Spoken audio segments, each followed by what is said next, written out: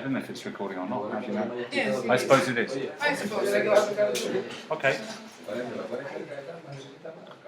So, thank you very much to Teresa for inviting me here. When I told my mum I've got a teaching job in the Canary Islands, she said, "You boy, well done," she said. So, I'm going to tell you tomorrow a little bit about structure, which is really the thing that I guess I know the second most about, and today I'm going to tell you about something which I know about the third most about.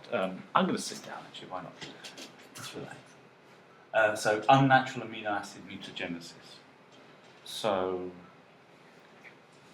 who here has done a site-directed mutagenesis experiment?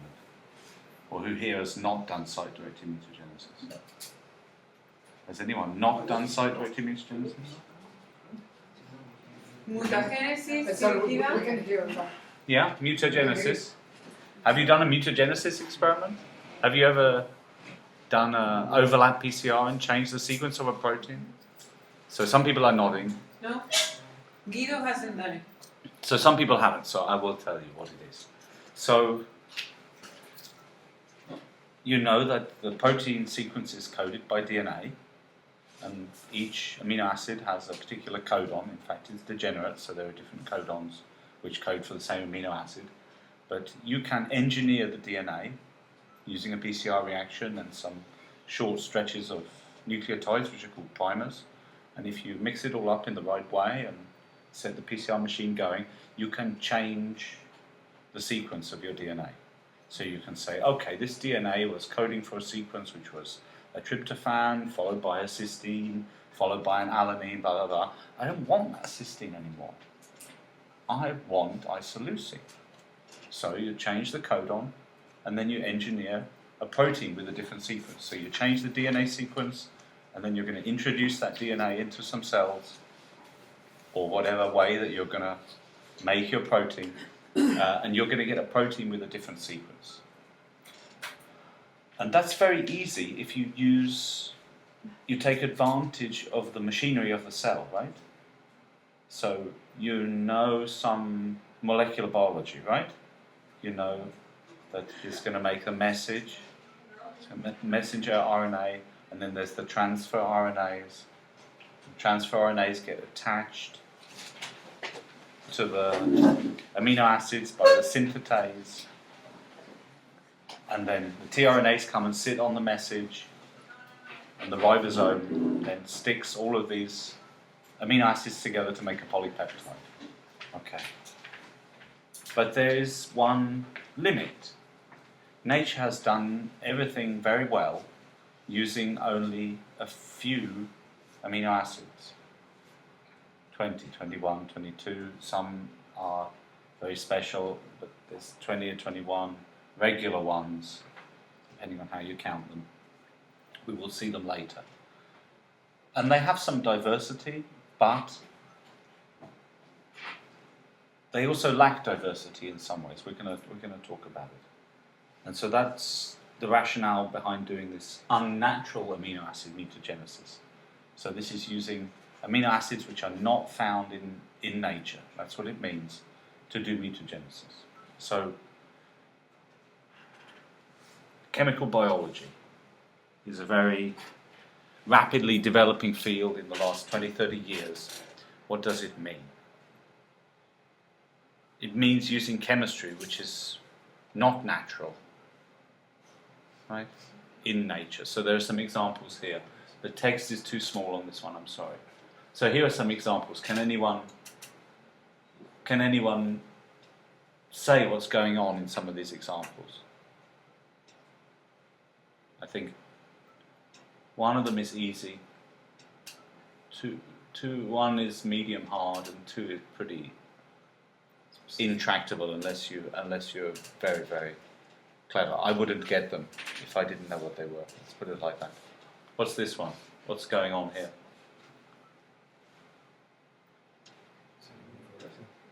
Yeah, so it's like, could be an immunofluorescence experiment, exactly. So you've got like this very flat piece of tissue presenting these little antigen bollards which are getting attached by the primary antibody, which is going to be somehow specific, and then a secondary antibody here, which is against this primary antibody. So it's a kind of a modular two-stage approach, and then some kind of tag on here. Good. What's this? What's this here? Maybe Teresa told you about this already. No, I didn't. A little bit. So this is on a cysteine, so on a free sulfhydryl. Well, I did, yes, I did. Oh, well, we talked about it a little bit. Yes, we did, I did. Yeah, so then you can have sulfhydryl reactive things with different side chains. So this is like a sort of a modular approach again, so using this cysteine reactivity and putting either the reactive group on there and then you get something nice extra on the end, or taking it off with DTT. You know what that molecule is? I'm useless at chemistry actually. That's glutaraldehyde. Do you know what glutaraldehyde does? Cross-links on primary amines. So one end attaches to an amine, the other end attaches to an amine. So you can cross-link. So what's the problem? What's the problem with this as a cross-linker? Well, there are amines all over all proteins. So you can say, I'm going to cross-link my proteins, but you don't have any control over the position where you do the cross-linking. You don't have any control over the species of the protein you're going to cross-link. Up here is a very old method, and I realised after putting this in that there's no clue as to what happens here. There's a photon coming in at some point, so this is photoaffinity labelling. So if you have a peptide which binds in a particular position, you then zap it and it attaches. You can then degrade your protein and do STS page and mass spec, and you say, okay, this is the binding site. But again, it might be non-specific. So these are some examples of chemical biology that you could do, which are done all around the world by many people, all the time, every day. And in some ways, nothing wrong with them. But I think the problem that they all have is they're either much bigger than the scale of the proteins, or they're somehow non-specific. They also have other limitations, right? So, yeah, these are the naturally occurring amino acids. So this is what we're limited with. I'm sorry, this comes through terribly. But these ones are all hydrophobic. There are these special cases here. So if you include selenocysteine as a natural amino acid, then that it is naturally occurring, but just not very much. It's coded by the same codon as cysteine, just using sulfur, using selenium instead of sulfur. It has different chemical properties slightly. There are some charged ones here, positively charged, negatively charged, and some polar ones. So these guys are reactive somehow. Glycine, of course, is not. The primary amines you can react with on the end of these lysines. But what if we wanted to have an aspartic acid that had no charge on it? We can't pick a codon for that. There is no uncharged aspartic acid. Might be very interesting to work with one. And if we're going to look at our natural amino acids, this is basically what we can do. So there's dihomonitroalanine. This is like an uncharged aspartic acid. We can make analogues of those natural side chains. We can put reactive parts on side chains which are present naturally. So, who knows which ones of these amino acids are fluorescent? Tryptophan, good answer. Yeah. Fluorescent, also these. So because of their rings, right? Because of their rings, they're fluorescent. Wavelength? Wavelength? Oh, come on, man. What wavelength do you use to test how much protein do you have? In 1562, maybe? 1562. 45 en mi casa. Bingo! Okay, well, if you do like a Bradford assay, that's like well away from protein. That's like 590 or something, whatever. But so you can do all kind of assays like this. But tryptophan fluoresces at 340, right? Protein absorbs at 280. Do an OD 280, right, to check protein concentration. Yeah, Right, so- 280. 280 absorption of the peptide bond, and then yeah, do these numbers sound familiar? No, okay. But 340, you've got tryptophan, okay. But not every protein has tryptophan in it, right? Most of them do. They might not have very many. People do a lot of fluorescence measurements with intrinsic fluorescence, right? You can do that. You can measure binding affinities by doing intrinsic tryptophan fluorescence. But you could also put fluorophores in which are in a bit nicer place, right? So if tryptophan is at 340 nanometers, is that in a really nice wavelength? Do you know what wavelength what kind of light that is? What's the wavelength of visible light?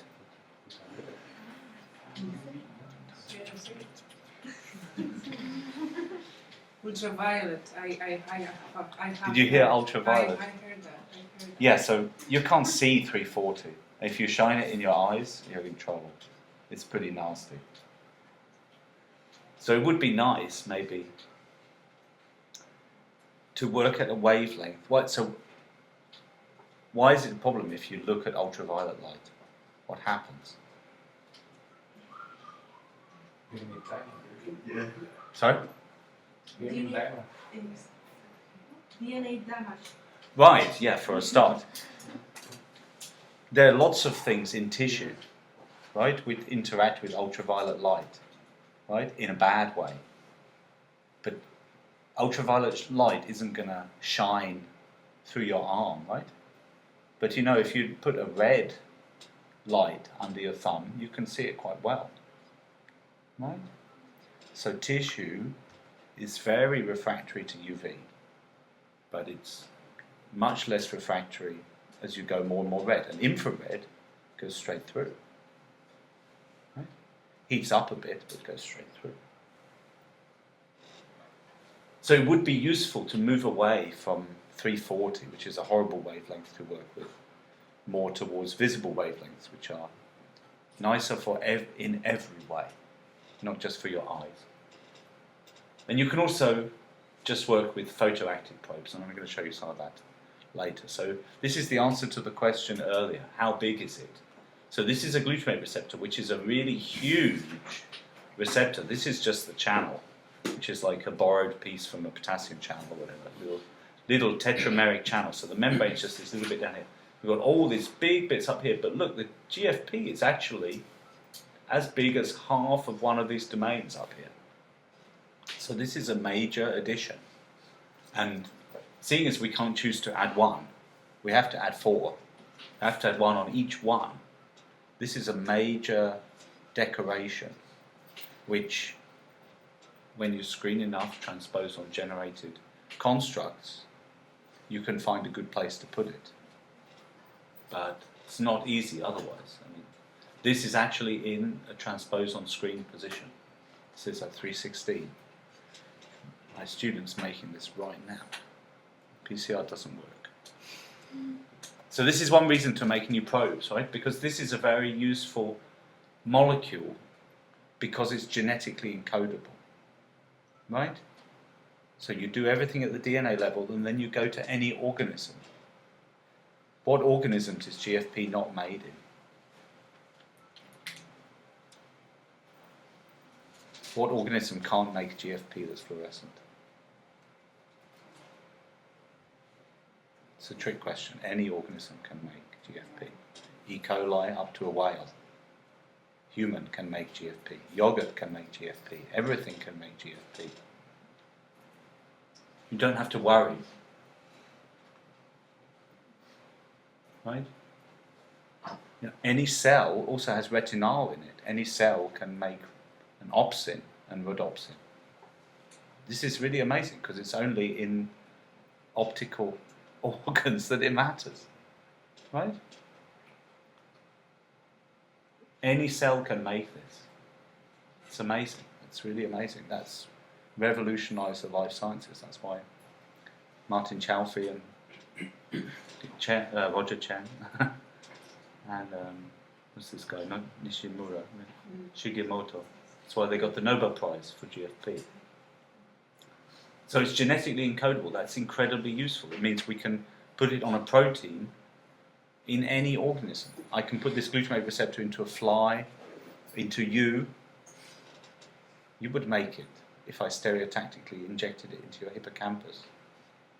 You'd have green synapses. Still amazing. And most of the other methods that I showed you before are not like that. You've got to add something, right? I've got to make you eat MTS reagents or antibodies. And your body better not eat them or store them in the wrong place. It's not so easy to do. So I'm going to talk now about some of these unnatural methods, which are one of the main motivations for making new probes, and some of their drawbacks and some of their big advantages. So you can see how things are going. So in Caltech, Dennis Doherty started quite a long time ago with this method where you inject into a cell. So using just the same kind of electrodes that you've done some 2 electrode, right? Yes. So just those kind of electrodes, you inject the RNA to make the oocyte express the channel.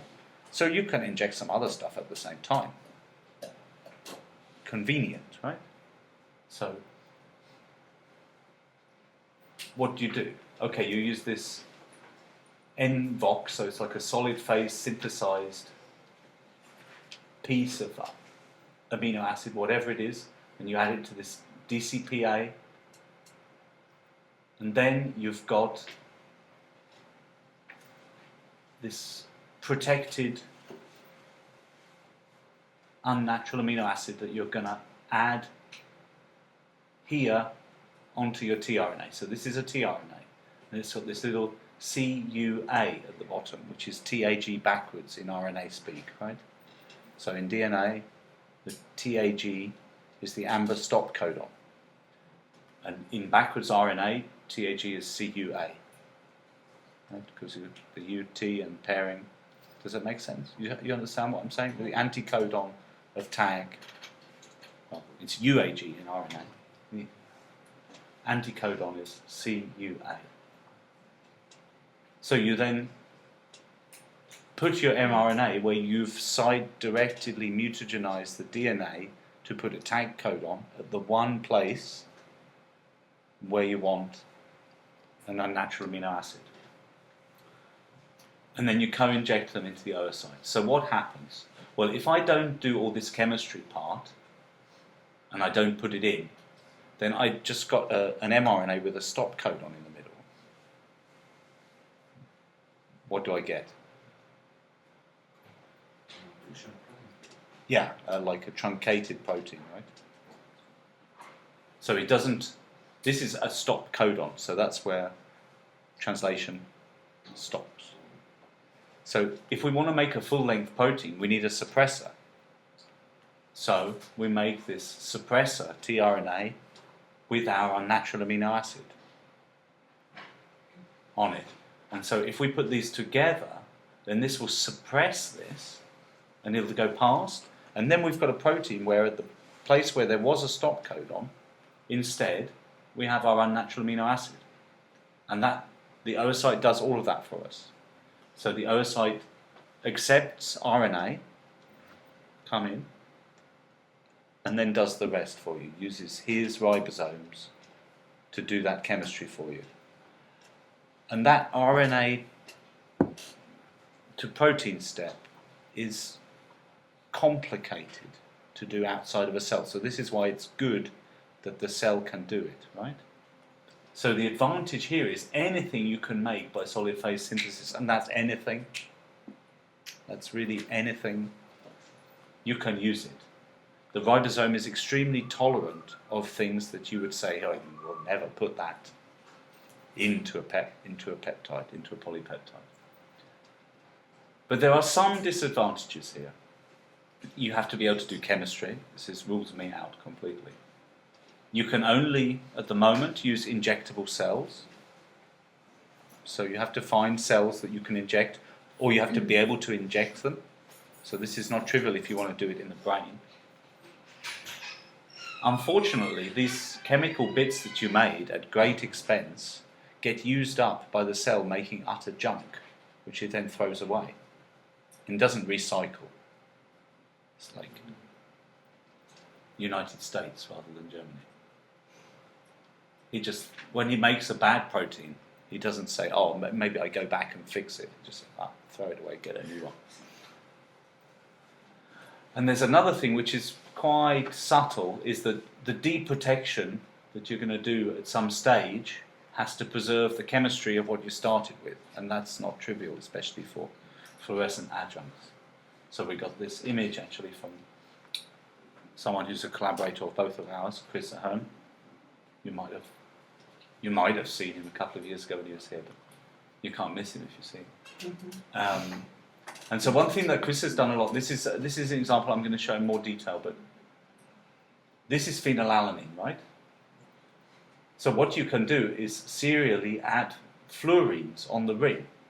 And what does this do? This makes what is a quite electronegative ring center into an entirely neutral ring center and moves all the electronegativity to the outside. And this is quite quantitative in a way. It's not like random. And so if you do these in series with unnatural amino acid mutagenesis, so you do a normal phenylalanine, and then you do this, and you do this, the effects should be approximately linear in free energy. I'm just going to say that now, and now I'm going to show you an example. I'm going to show you two examples, actually. So this was in the early days when Doxy's lab was obviously having a lot of fun, because they made all of these funky tryptophans, right? Can you see the point of the names, right? There's the 4, 5, 6, 7 positions on the tryptophan ring, and you can add fluorines. Sorry, if you want to ask something, you can. Please ask me. No, you're all right. Okay, don't worry about it. Just interrupt me, please. So they made all of these different ones, but you can see how these are serially fluorinated, right? There's a single fluorine here. There's 2 on this one, 3, 4. And so what did they do with this? Well, they put it into a muscle nicotinic receptor. So this is a ligand-gated channel where people thought there might be cation-pi interactions in the binding site. So acetylcholine has a cation, right, the quaternary ammonium group, and there was quite a few tryptophans and so on around the place. So they were lucky. They're really lucky, because actually at alpha 149 is a tryptophan, and this turns out to be like one of the most central residues in the receptor. Of course, it was not known at that time. This was one of the things that showed it, but people did a lot more since then. And you can see here that this is an acetylcholine concentration response relation, so probably this one here. So you can see when there's a tryptophan there, it's got a relatively high affinity for acetylcholine, right? I guess this is micromolar acetylcholine. So he's activated by quite low concentrations, about half activated at 1 micromolar. But when they put the doubly fluorinated tryptophan there, you need much higher concentrations of acetylcholine to get the same sigmoidal activation. And this is what I said about being linear in free energy. So this is the ratio of the half points, so an expression of the shift as a logarithm, and here cation-pi binding energy, and there's a line. So is this a cation-pi effect?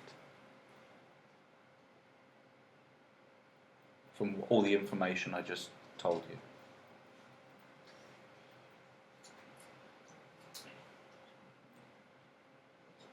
Who says yes? We're going to vote. Who says yes? Come on. Come on, we don't want to have another election in 2 weeks' time. Take Come on. Come on, come on, come on. Who says no, it's not? Could you have the question again? The question again is this a cation pi effect? So, Maybe they didn't get. Did you get what a cation pi means? Maybe they didn't get that. okay. Yeah, maybe I should have drawn it. So, people thought that there's a cation pi interaction here because the cation is part of the acetylcholine, and then this pi interaction is between the pi electrons here, which cause the center of the ring to be electronegative, but not when you have these fluorinations, right? So the center of the ring here is really not negative. So you know that there's an attraction between positive and negative charges. So the idea is that the quaternary amine, which is positively charged, somehow has an electrostatic attraction to the face of this tryptophan ring here. And if you're down here... ¿Os acordáis de los electrones pi, los dobles enlaces? Sí, ¿no? O sea, Sí, sí, sí. okay, sí. okay. Vale. Okay, so who says it is a cation pi interaction? So what did I say? As you serially fluorinate the ring, so as you add more fluorines, you get less negative on the ring. And so here you see this ratio is going up, up, up, up. So the log of the ratio. So this is 1 over 1. Log of 1 is 0. So it's going up, up, up, up. So this is this rightward shift, ding, ding, ding, ding. And I said to you, it must be linear in free energy. And this is energy here. So is this a cation pi effect? Were they very happy when they saw this straight line? We have to have one person voting. The answer is yes. Okay, the answer is yes. So this is a straight line fit, right, to these points. So if it was not a cation pi effect, you would have some uncorrelated series of differences, right? Or you would have a flat line, no correlation at all. But the fact that this shift successively goes with the serial fluorination, so the weakening of the bond is linear in energy, means that yes, it's a cation pi interaction. So this is what they said afterwards. Okay.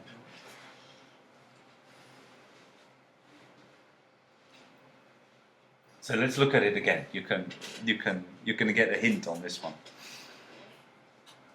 You even get a big hint here because it says a cation pi interaction between extracellular TA and an aromatic residue. So this was, for some reason, a big question. There are phenylalanines. These are tyrosines. Anyway. Phenylalanines or tyrosines here in the mouth of the potassium channel. So this is the potassium channel selectivity filter. And there was a big question. Are the rings facing into the pore, or are they end on? I mean, how can people get so excited about this? I don't know.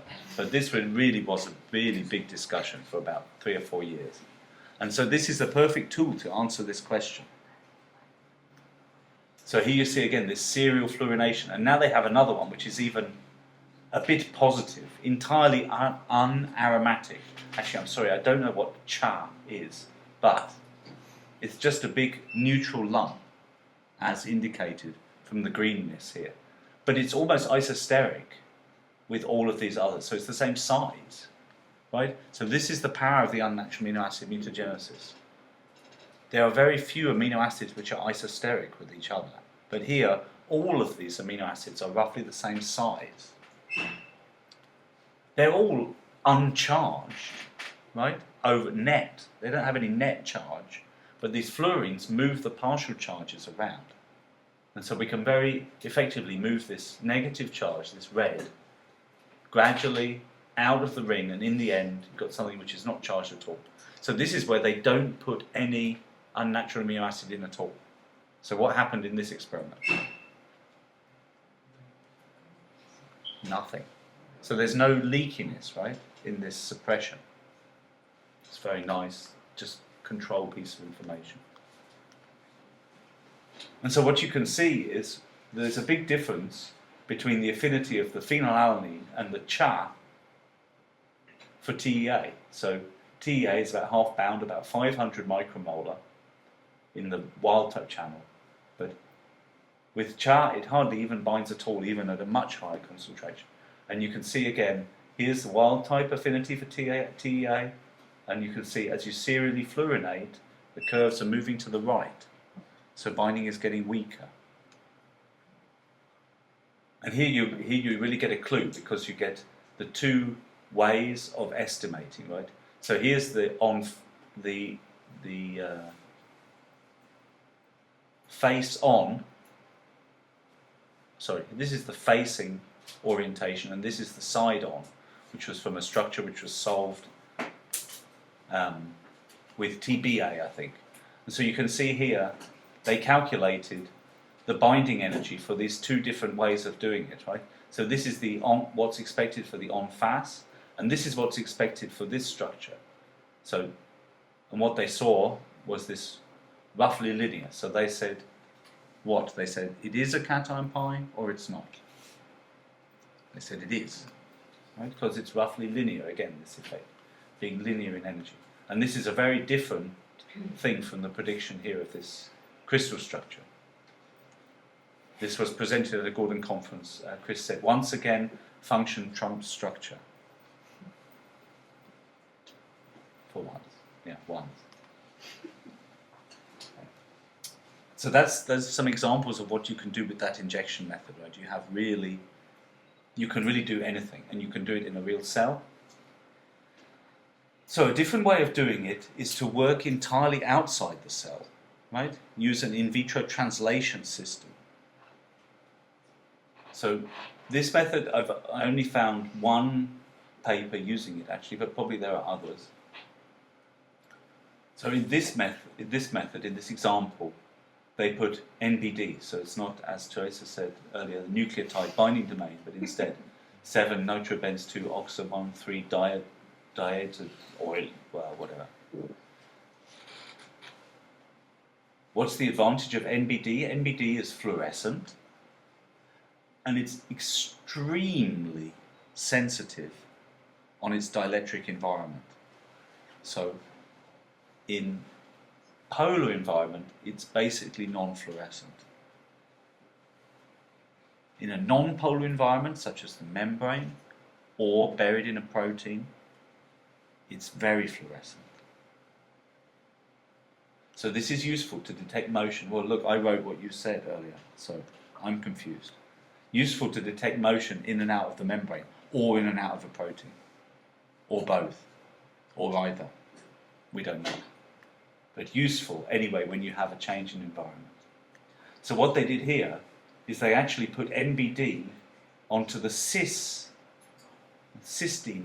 tRNA. They used a monocysteine mutant, and they didn't add any cysteine. So you can see when they didn't add any cysteine into their in vitro translation, they didn't get anything, so they say. But when they did include NBD charged cysteine tRNA, they got a big fluorescence. And here you can see a shift in fluorescence between 520 and 540. So straight away you can see this is very nice because it's really miles away from the wavelengths at which proteins are fluorescent, right? And these signals are very big. And you can see this shift in the maximum is pretty measurable by any standards. And so what do they do? Well, they measured some of these fluorescent properties like the normalized emission, the wavelength of emission, the excitation ratio, and the lifetime. And they kind of plotted them all together on a helical wheel. This is something you don't see so much anymore actually, since there are more structures. So you know there are 3.6 turns per helix. So every 36 residues there are 10 turns in a helix, right? And so you can kind of plot it as this helical wheel. You can see ding, ding, ding, ding, ding. It's going round and round. So this would be a helix going round and round and round as it goes down. So this is a one-dimensional projection, and they've coloured them here as to whether they're high or low. And you can see they've plotted on the top like the rough predictions of the helical wheel. So the amazing thing for me is when the structure of this thing is not known at all. You see this amazingly good periodicity, the same periodicity as is expected for the helix from the wavelength of the emission, right? So it means one side of the helix is in a polar environment and one side is in a non-polar environment. I think it's quite beautiful actually. And so what they said from this is, okay, this part of this helix is facing to a water cavity. It was a cell paper in 2008, so pretty amazing. I haven't seen too many other people doing that. But NBD is a very, very useful unnatural amino acid. Would like to use it myself. So there's another way of doing this, which is, again, interesting but a bit tricky to get hold of. So this is to do a kind of a semi-synthesis, so to synthesize half of your protein recombinantly and the other part synthetically as a long peptide basically, and then join them. So if you've done any mutagenesis, you'll know that DNA ligation is trivial, 5 minutes. It's been well developed down the years. Protein ligation is quite horrible. It's very tricky to do. But this way you can do things that the ribosome wouldn't tolerate. So the ribosome won't put a D amino acid in for you. It only uses L amino acids, right? You know what I'm talking about, L and D amino acids? Yeah? You could even put non-amino acids in here. Put anything in there basically, if it's going to be stable. And then you can make this kind of channel with a dual character, right? It's got a bit that you made yourself and a bit that the bit that a cell made and a bit you made yourself. It's also cell-free in the end. Gives you a bad yield. So what can you do with this? Well, here we are back in the potassium channel. And the potassium channel has this GYG. So they almost all have GYG, right? This is the signature sequence. Herg has GFG. Big difference of one group. And the interesting thing, when Ron McKinnon got these structures of the selectivity filter, which turns out that's where this GYG motif is, the glycines actually have a very interesting role to play. I'm sorry this doesn't come out too well here, but the difference between an L and a D amino acid is in the backbone, right? It's in the backbone angles. So like going like this, or going like this, right? So going left, right. We can put it like this. If you want. No, I don't think it's so important. Okay. Basically, these guys bend to the left and these guys bend to the right. And this is a diagram of that. This is a diagram of the angles that are between the bonds, right? So L amino acids are only up in this top left-hand corner. They always bend the phi angle negative, the phi angle negative and the phi angle positive. But glycine can be anywhere, right? And you can see the residues are actually plotted on here. So these ones are over here. A D amino acid is the mirror of this, right?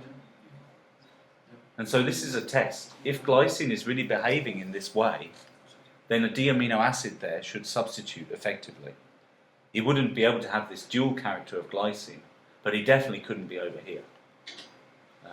So this was a big question as well at the time, like, is this why it's GYG and not AYA, for example? Because this is a very specially folded piece, right? To put all of these carboxyl groups facing in means the glycine has to bend the wrong way each time. Yeah? So this is a question to answer with semi-synthesis, right? And they did it. They actually did a lot more than what I'm going to show you today.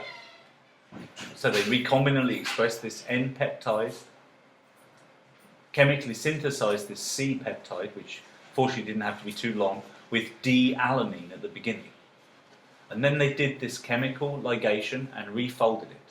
So this is the shortest potassium channel that you can work with, KCSA, but still this is a major task.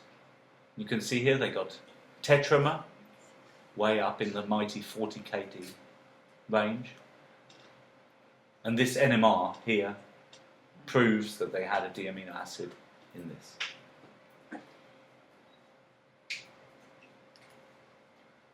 And as far as they tested, there were single channel openings, and the sodium block and the TEA block were identical. So a very, very beautiful experiment in the end, showing that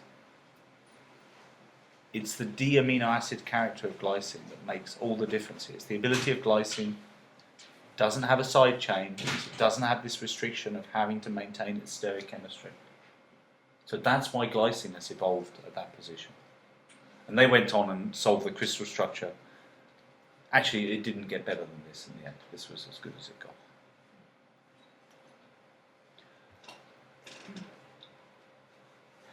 And for me, seeing all these methods was always very interesting, but it looked like a lot of work, to be honest. And everyone said it's very hard, and it doesn't work very well.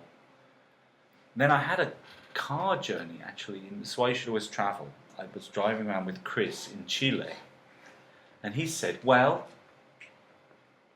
you can do it all genetically.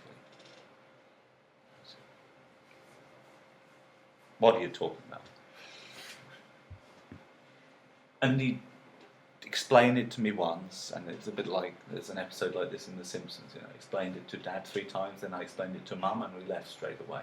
So he explained it to me a few times, and in the end, I finally got what he was talking about. I had to learn a bit of molecular biology. I'm a physicist, by the way, so it's all new for me. So here's this familiar amber stop codon, somewhere in the middle of a protein coding DNA sequence. And if we just put this into a cell, we'll get this unfolded junk, right? We don't go past here. This is a red amber stop codon. But if we have a synthetase that, rather than recognizing one of the normal amino acids, recognize something strange like this, so a p-azidophenylalanine. So this is phenylalanine with an azido group on the end, 3 nitrogens. Is that chemistry found naturally? 3 nitrogens? No. In nature, no? No, not in nature. No, it's not naturally occurring. So it's really, really very useful because no cell has ever seen this before. Okay? But we can put in a synthetase who knows exactly what's coming because we fix it that way. And we put in an orthogonal tRNA. Then this synthetase recognizes this guy, sticks him onto here, which recognizes this, and suppresses this stop codon, and you get a folded protein like GFP, which is fluorescent. Here you just get unfolded junk. Because it's genetic, you have some really big advantages. Any cell type, bacteria, a fish, a fly, a man, a mouse, any cell, living or dead, the cell has to be alive. You get rid of this depletion problem because you encode this tRNA and this synthetase from a plasmid. So you hijack the cell, you make the cell just like a virus, you make the cell do it. Right? So the cell is making lots of tRNAs for you, making lots of synthetases for you, and you have to add the unnatural amino acid, but that's actually trivial. No need for deprotection. And there are 2 disadvantages. Actually, there are 3, but I'll tell you the third one later. So one disadvantage, you need a plasmid for each of these things. The plasmid you want to put in You need a plasmid for the synthetase and you need a plasmid for the tRNA. And the only other problem is that you need to have this synthetase. So you need someone to make it for you, or you need to get it from someone who's made it. Fortunately, quite a few of them are getting made, and now people are seeing that this genetic method really works in cells, not just in bacteria, but in mammalian cells.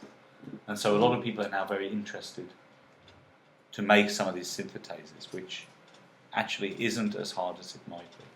So how would you do that? Well, this is one of the nicest examples. So dansylalanin here is an unnatural amino acid.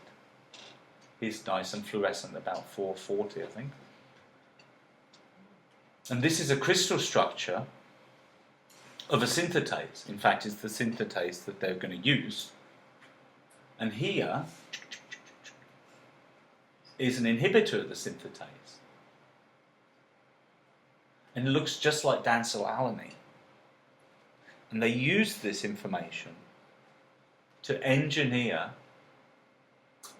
this synthetase at these positions to accept the dansylalanin more readily. And they were then able to genetically encode a fluorescent amino acid. So Peter G. Schultz, also in Southern California, La Jolla, near to San Diego, basically started this whole method, right? With Jason Chin. So what can you do with this? Well, one of the paper that actually really set it off for me was a really great paper from again, guys in Southern California, Wang et al. So they put unnatural amino acids into Kv1.4, so it's a potassium channel, Kv1.4, and they put these unnatural amino acids in a place where they thought that this inactivation peptide or whatever was going to go inside. And they had a pretty simple idea. If they put big stuff where there was originally a tyrosine, then inactivation should slow down. And they very readily saw this. Bing, bing, bing. So you can see as this gets bigger, and they use synthetases for dansylalanin and for O-methyltyrosine to serially slow down inactivation.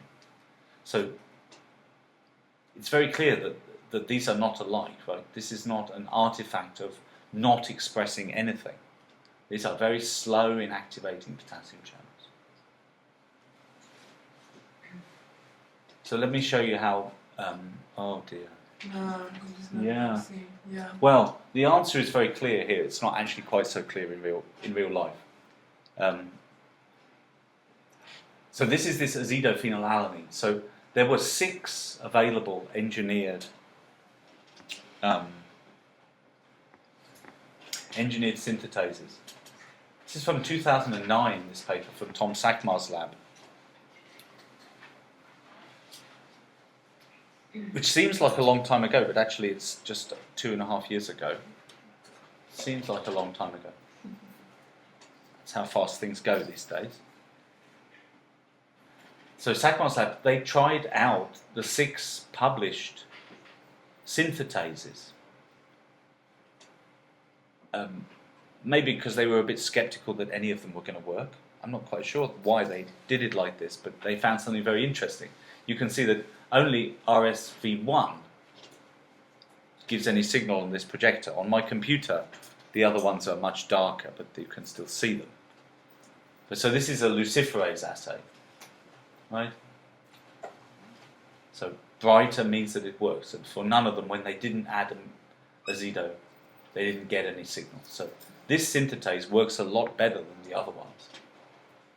So with that in hand, they actually went and looked at various tyrosines or valines in a 7 transmembrane receptor in rhodopsin.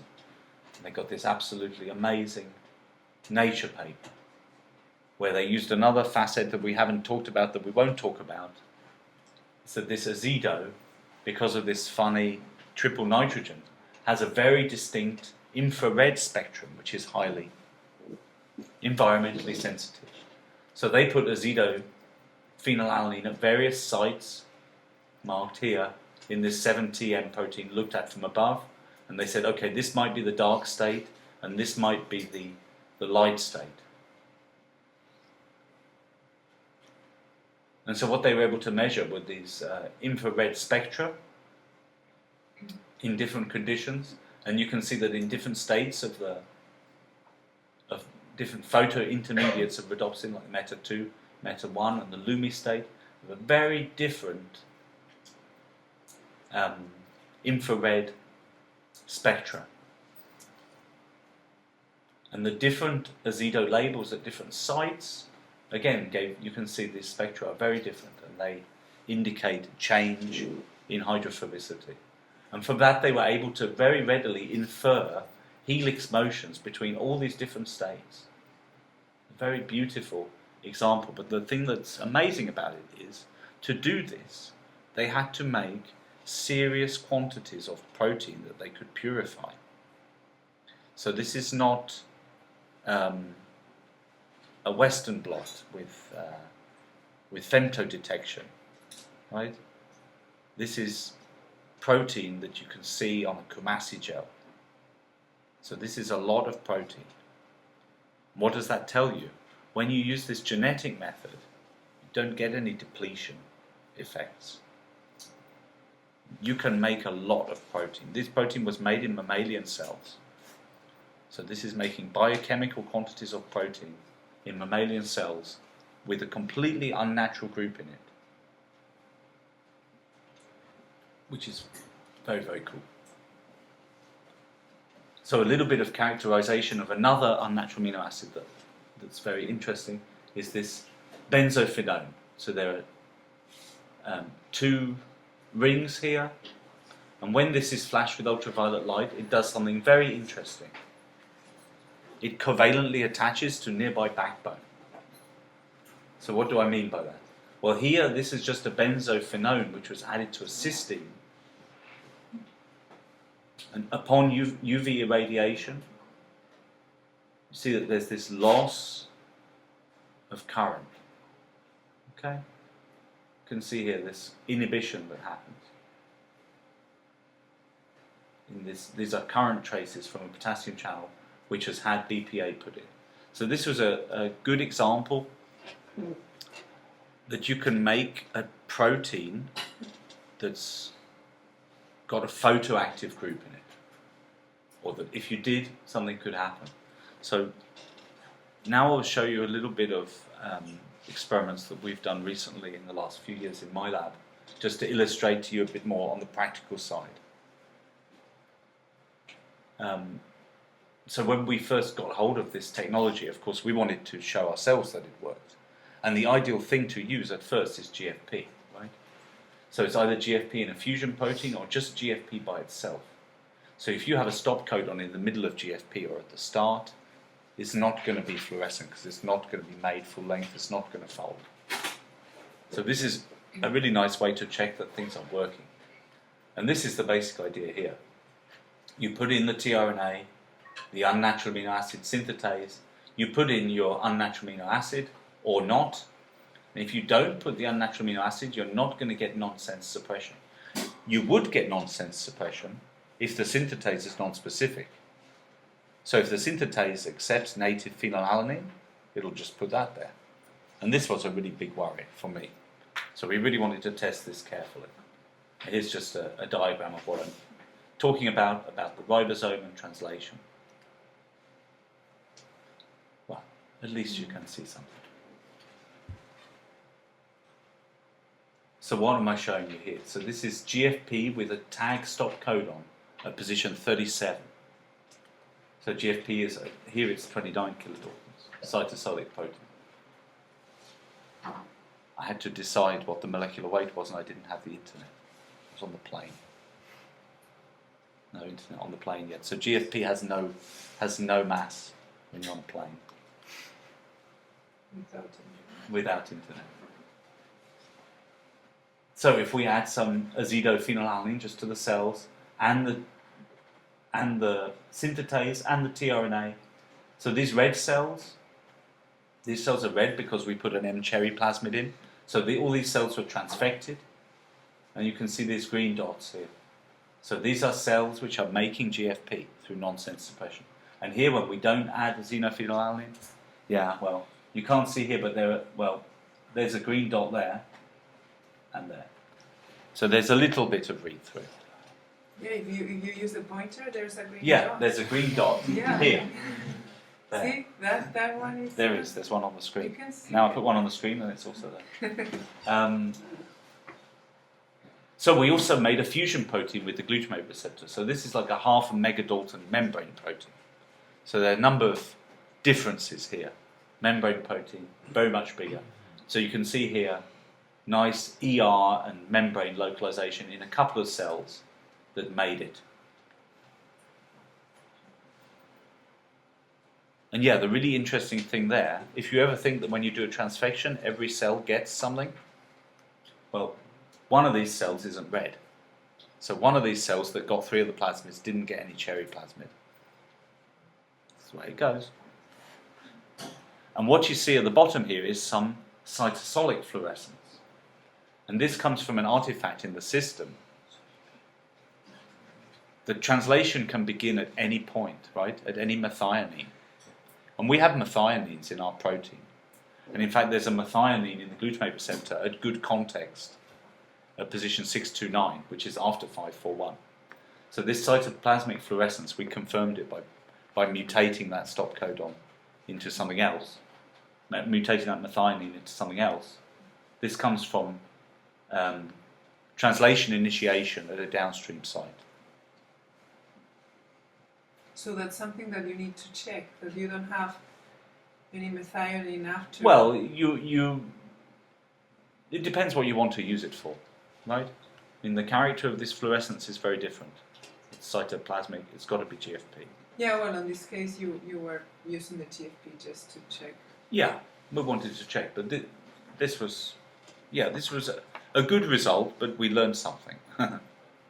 Which cells are those? Just HEK cells, just human embryonic kidney cells. So all of this work was done by Vicky in the lab. And something that somebody suggested to us, a clever friend of mine called Mike Ashby, he said, well, you're going to use this fusion, but actually the construct we really normally like to use has got a IRES in it. So this is a construct where we have the glutamate receptor and then an IRES, which is an internal ribosomal entry site. So this is a piece of RNA sequence where a ribosome can dock and begin translation. So not here, but actually separately here. So what this means is that you get expression of your 2 proteins from the same message. So this is one plasmid which makes one long mRNA from which 2 proteins are transcribed. So this is a really nice plasmid to use for electrophysiology, because any cell which is green has made glutamate receptor mRNA. It's not that it got the plasmid, or even that it just got the green plasmid. So using this kind of IRES reporter, by the way, for any experiments that you ever plan to do with mammalian cells, insist on using an IRES, because then every green cell will work. We never get patches or cells that don't have the glutamate receptor with this system. But so if we put a tag codon in the EGFP and in the GluA2, then any cells that are green also got the suppressor and had the GluA2 message. So this means that cells with cytoplasmic green fluorescence here made this message and this tag codon was suppressed, which means this tag codon was suppressed. And this was a huge step forward for us over doing a fusion approach or anything. And the best thing is that even though adding GFP doesn't change the properties sometimes, when you put it on the C-terminus of a glutamate receptor, it's horrible. And so this is with, you can't really see here. There is a bit of green here, so there's a green cell here, so this would be a cell to patch. And so armed with this information, you can go and patch cells, and you can get rescue. And we know very well that if you don't put in the suppression stuff, that you don't get any currents. But now with every cell we go for, when we put an azidophenylalanine, a tag code on here, L483Y, we can get phenotypic block of desensitization. Anyway, so you can see that we get currents as well. I don't want to go too much into detail. Which is great, so we can basically go back to where we started, right? In the first place, we had a glutamate receptor that we could work with. Now we can work for about 1.5 years, and we've got a glutamate receptor. Wonderful. It's a really good way to start your PhD. But why would we want to use these unnatural amino acids? So benzophenone, benzophenylalanine, is photoactivatable. So when you put 365 nanometer light, this should cross-link, right? So if we rescue a receptor with benzophenylalanine, we can do cross-linking experiments. With cross-link only at one place, a defined place, that we know where it is.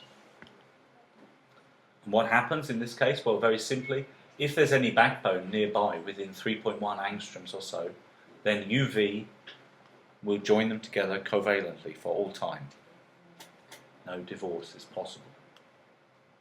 Which is very useful, because this is much better than cysteine chemistry, which can come apart. Glutaraldehyde, as I showed you before, is completely non-position specific, non-protein specific. So this is only going to happen in our protein of interest. I very quickly tell you about the chemistry, because it was news for me when we worked this out. The interesting thing is the UV light drives the benzophenylalanine into this radical state, but it can go back. So we need to keep pumping with UV to get here. And then when we abstract a hydrogen, then we can recombine with nearby backbone. And the thing is, this step is driven by UV intensity, but also the lifetime of this state is quite long, about a millisecond, so you have to keep pumping round and round. And this is driven by local stereochemistry, so this is again the answer to your question, like, why does something happen? Generally, it's because of chemistry. You know, why do you get fluorescence going up or down? Why do you get cross-linking? It depends on chemistry. And so, if you put benzophenone in S4 of shaker, you get super fast recombination, amazingly fast. Almost all other cases you don't see fast recombination. So there are two major factors: so proportion and availability of excited BPA and local chemistry. So you have to get both of those right. Well, you don't control this. You can control this with different UV sources. So here you see, this is what really convinced me that things are going well. So this is the current in the patch. Here you see all the traces lined up. So these are glutamate currents.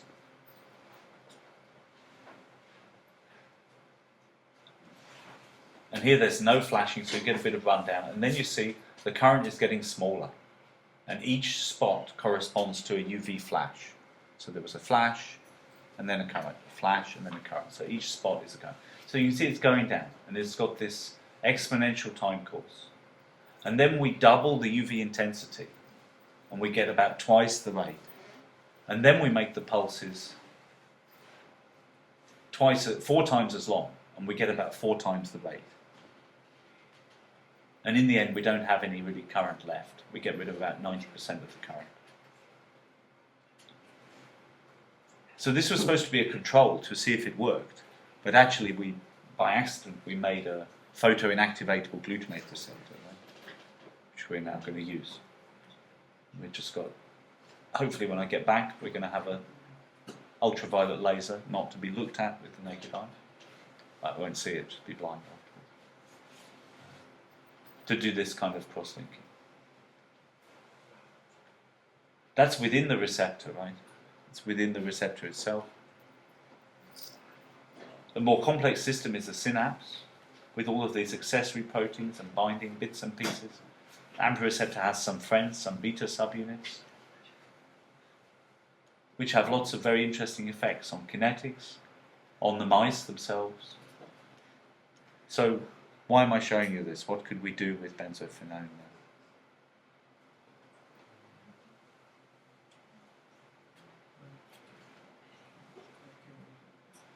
Sorry? Did somebody say something? No, very quietly. I didn't hear it. Can you repeat, please? What can I do with a photo cross-linking amino acid? Now I tell you about these very interesting beta subunits that are involved in synaptic transmission. So look at this diagram here. This is a state-of-the-art diagram of the interactions. So what do we know? They're all in the membrane. So would we like to know more? We could barely know less. So when we have optical control over a cross-linker, and we can put it in the membrane if we want to, then we can try to cross-link to this subunit, right? And see where it attaches. So yeah, this is the long-term project, is to do cross-links within membrane domains and also between related proteins, and we use benzophenone and phenylalanine for that, to do this photo cross-linking of two proteins. So that's the end. Now I just review what I told you, okay? So there are 4 basic methods for doing this.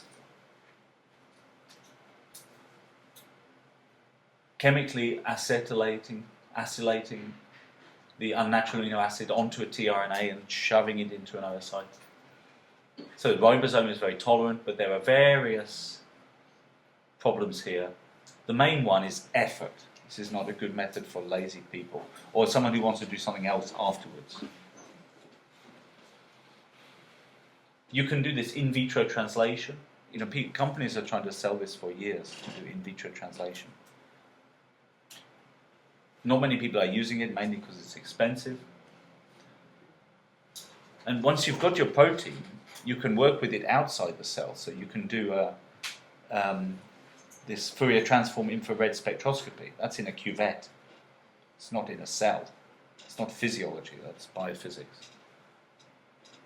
Nothing wrong with that, but if you want to go into a cell once you've already made the protein, then you have to inject the cells or electroporate the cells, and it's horrible. Everything ends up in lysosomes. You can ligate this semi-synthetic method. Again, ligation is tricky, expensive, low yields. Again, you're really stuck outside of cells. So all of those functional measurements that I showed you from Bob McKinnon were done in bilayers. So artificial membrane outside of a cell. And so method which is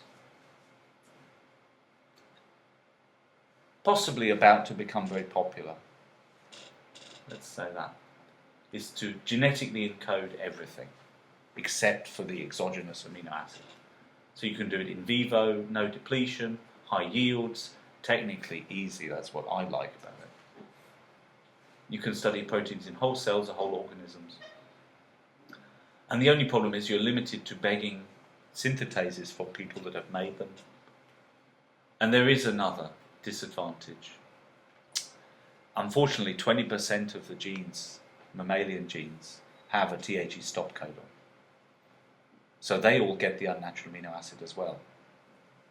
And the end of translation is suppressed. They get elongated. The amazing thing is, for an HEK cell at least, this doesn't seem to matter. And one thing that's very beautiful, which I haven't shown today because we don't have any data for it, and actually I'm not sure it's ever going to work, but people say it does work, is that lovely triple nitrogen. This is a group which is not found in nature, and actually azidophenylalanine is not much use for anything but as a handle.